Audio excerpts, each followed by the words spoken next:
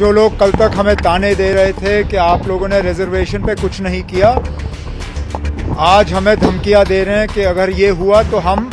दोस्तों, उमर अब्दुल्ला को धमकी मिली है। जी हां, चेतावनी मिली है, धमकी मिली है, इंतबाह मिला है। और ये बात कोई और नहीं बल्कि खुद उमर अब्दुल्ला कह रहे हैं कि धमकी मिली है।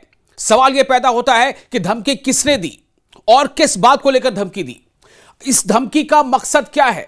क्या इसे हम सियासी धमकी समझे या कुछ और? इससे पहले कि हम कुछ और ज्यादा आपको बताएं, आइए सीधे पहले आपको सुनाते हैं एक छोटा सा बयान जिसमें सीएम अब्दुल्ला ये खुद कह रहे हैं, उमर अब्दुल्ला, कि मुझे चेतावनी यानी धमकी दी गई है। सुनिए उमर अब्दुल्ला ने इस धमकी के ताल्लुक से क्या कुछ कहा है, सुनिए। जो लोग कल तक हमें ताने दे रहे थे कि आप लोगों ने रिजर्वेशन पे कुछ नहीं किया, आज हमें धमकियां दे रहे हैं कि अगर ये हुआ तो हम। कैबिनेट ने अपने तरफ से कोशिश की है कि एक ट्रांसपेरेंट और एक फेयर प्रोसेस जो है हम अडॉप्ट करें। तो सुना आपने, उमर अब्दुल्ला साफ तौर से कह रहे हैं कि मुझे धमकी मिली है। यानी कि उमर अब्दुल्ला ने जब एक बहुत ही एक्सपेक्टेड और बहुत ज्यादा अवेटेड एक काबीना की मीटिंग की, जो कि जम्मू में पहली बार मीटिंग हुई है इस जो दरबार मूव के बाद, तो दरबार मूव के बाद जो पहली काबीना की मीटिंग हुई, उस काबीना की मीटिंग के बाद खुद सीएम उमर अब्दुल्ला एक ब्रीफिंग दे रहे थे। उस ब्रीफिंग में जब उन्होंने कई सवालों का जवाब दिया तो उन्होंने सीधे तौर पे कहा कि मुझे अभी से धमकी मिलने लगी है। इस धमकी का मकसद क्या है? अगर यह धमकी है तो यह धमकी कितनी संगीन है और क्या इसे सीएम उमर अब्दुल्ला बखूबी समझ रहे हैं कि इस धमकी का मतलब क्या है? अगर यह धमकी है तो क्या यह धमकी कहीं ना कहीं उनके इस सियासी करियर को लेकर के है, या यह धमकी उनके उमर अब्दुल्ला की जो सरकार है उस पर कुछ असरअंदाज हो सकती है? क्या उमर अब्दुल्ला सरकार पर कुछ खतरा बन सकता है? क्योंकि मुबस्सिरीन कई तरह की बातें कर रहे हैं जो इस खबर के तह तक जा रहे हैं, या हमने जो आपको बताया है उसमें कई बातें यह भी आ रही हैं कि उमर अब्दुल्ला पर एक दबाव भी है, क्योंकि जिस तरह से हालिया बडगाम के ज़िमनी इंतखाब के नतीजे जो है वो काफ़ी मायूसकुन रहे थे नेशनल कॉन्फ्रेंस के लिए, और बताया जाता है कि 50 सालों के बाद नेशनल कॉन्फ्रेंस ने बडगाम जैसी सीट जो है वो खो दी। तो क्या उमर अब्दुल्ला के पास कहीं ना कहीं, यानी उमर अब्दुल्ला सरकार को क्या पार्टी के अंदर से भी कुछ खतरा है? इससे पहले कि मैं ज्यादा इस पर सवालात करूं, मैं सीधे पहले आपको उमर अब्दुल्ला का पूरा बयान सुनाना चाहता हूं और उस बयान के बाद फिर आपको यह बताएंगे कि आखिर धमकी या चेतावनी, जो उनका इशारा जो है या जो उनका कहना है वो किसकी तरफ से हो सकता है। मैं किसी का नाम नहीं लूंगा, बस ये बताऊंगा कि क्या आज हुआ, ताकि आप खुद ये समझ सकें कि मैं जो कह रहा हूं वो खुद उमर अब्दुल्ला के अल्फाज हैं कि मुझे धमकी मिली है। सुनिए उमर अब्दुल्ला ने पूरी बात क्या कही है जब प्रेस ब्रीफिंग वो कर रहे थे काबीना की मीटिंग के बाद। पूरा बयान सुनिए, उमर अब्दुल्ला ने क्या कुछ कहा है, सुनिए। मैं सिर्फ इतना ही कहूंगा कि कोशिश की गई है, जिस तरह हमने लोगों के साथ वादा किया है कि हम इसको थोड़ा सा रैशनलाइज करें। कोशिश ये भी की गई है कि कहीं पे किसी के साथ नाइंसाफी ना हो। हमने वक्त इतना लगाया क्योंकि ये मुद्दा ऐसा है कि इसके साथ सियासत करना बहुत आसान है, और आपने देखा भी है। जो लोग कल तक हमें ताने दे रहे थे कि आप लोगों ने रिजर्वेशन पे कुछ नहीं किया, आज हमें धमकियां दे रहे हैं कि अगर ये हुआ तो हम एहतजाज शुरू करेंगे। कैबिनेट ने अपने तरफ से कोशिश की है कि एक ट्रांसपेरेंट और एक फेयर प्रोसेस जो है हम अडॉप्ट करें। अब मामला ऑनरेबल एलजी साहब के पास जाएगा। जब तक फाइल उनके पास नहीं पहुंचती तब तक इससे ज्यादा मैं इस पे कहूंगा नहीं। तो आपने पूरी बात सुन ली। अब आपको ये बताते हैं कि उमर अब्दुल्ला ने इस मौके पर, इस खास मौके पर किसे दोस्त बताया। जी हां, अगर उमर अब्दुल्ला जो वजीर आला है वो खुद किसी को दोस्त बताएं और ये कहें कि जो मेरे दोस्त हैं जिनके बारे में आप सवाल कर रहे हैं, अगर ऐसा समझा जा रहा है कि मैंने उन्हें खुश करने के लिए कोई कदम उठाया है या कोई फैसला लिया है, तो ये बिल्कुल गलत होगा। कौन दोस्त, किसके बारे में सवाल और किसके बारे में काम, और उनका कहना है कि ये किसी फर्द वाहिद के लिए नहीं है बल्कि ये जम्मू कश्मीर की आवाम के लिए है जो फैसले हमारी सरकार ने लिए हैं। पहले आपको बताते हैं कि जब उनसे पूछा गया था आगा सैयद रूहुल्लाह के ताल्लुक से, तो उनका जवाब किस तरह से था दोस्त बताते हुए उन्होंने उमर अब्दुल्ला ने क्या कहा है, ये सुनिए।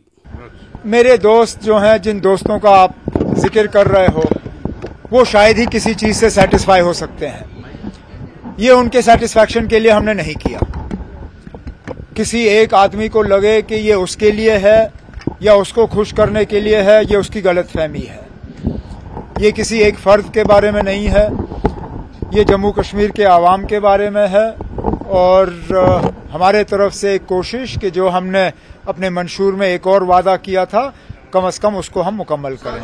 तो सुन लिया आपने उमर अब्दुल्ला ने किसे दोस्त कहा और क्या कहा, लेकिन दोस्त के कहने का अंदाज क्या था, इसमें दोस्ती का इकरार कितना था और इसमें तंज कितना था, इसमें सियासी वार कितना था, ये सब मैं आपके ऊपर छोड़ता हूं, क्योंकि आप बहुत समझदार लोग हैं, जो हमारे नाज़रीन है बहुत समझदार हैं।